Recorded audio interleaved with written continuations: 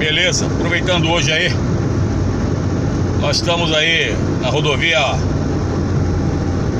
que é Euclides da Cunha, Euclides da Cunha, continuação do Washington Luiz,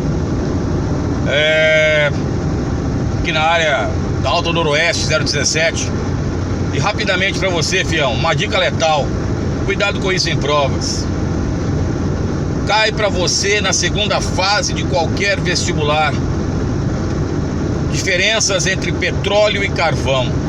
Bom, primeiro, ambos são combustíveis fósseis. Primeira coisa, hein?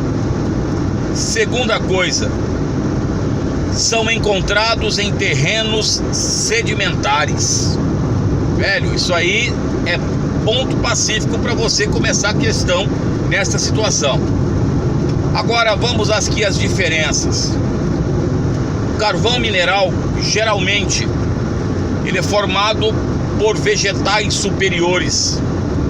O sepultamento de florestas do Carbonífero, tá? Que era um período da era Paleozoica. O carvão, quanto mais antigo, maior o seu poder de queima, ou seja, o poder coqueificável. Por isso que nós chamamos carvão o carvão siderúrgico. O carvão, então, geralmente a gênese, a origem, segundo Moore, estão nos pântanos. Por isso que a Inglaterra, quando faz a primeira revolução industrial, você estuda história, uma das coisas que na Inglaterra tem são grandes jazidas carboníferas. O carvão tem o que nós chamamos as suas fases, meu filho. Primeiro a madeira, depois o lignito, depois a turfa. Desculpem, voltando. Primeiro a madeira, depois as turfeiras, a turfa, depois o lignito, depois a hulha, depois o antracito.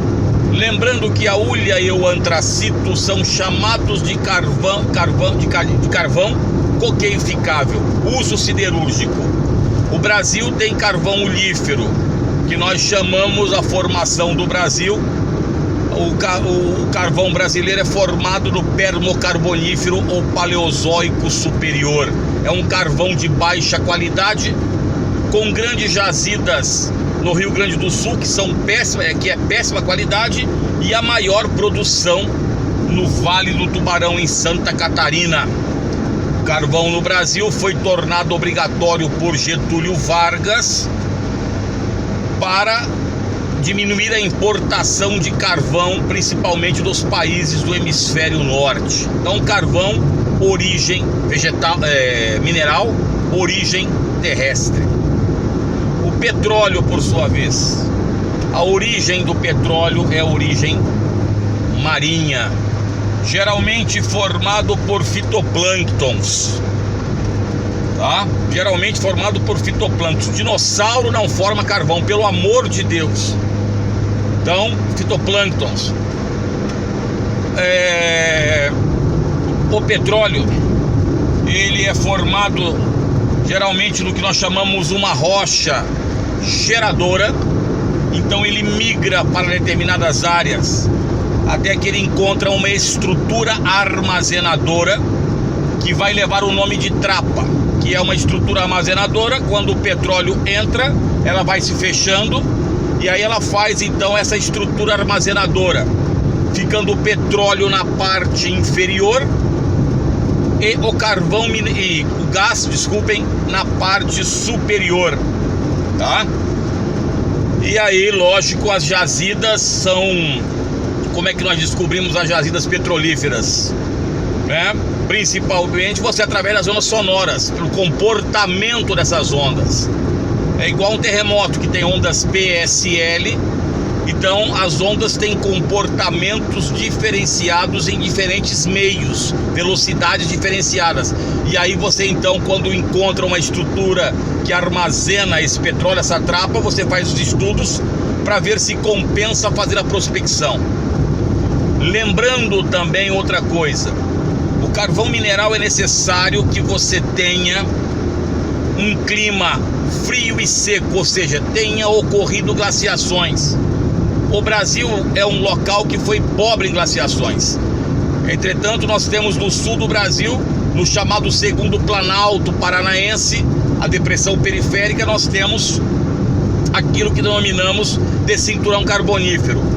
No estado de São Paulo, na cidade de Itu, nós temos o Parque Nacional do Varvito, que testemunha que no Brasil houve glaciações.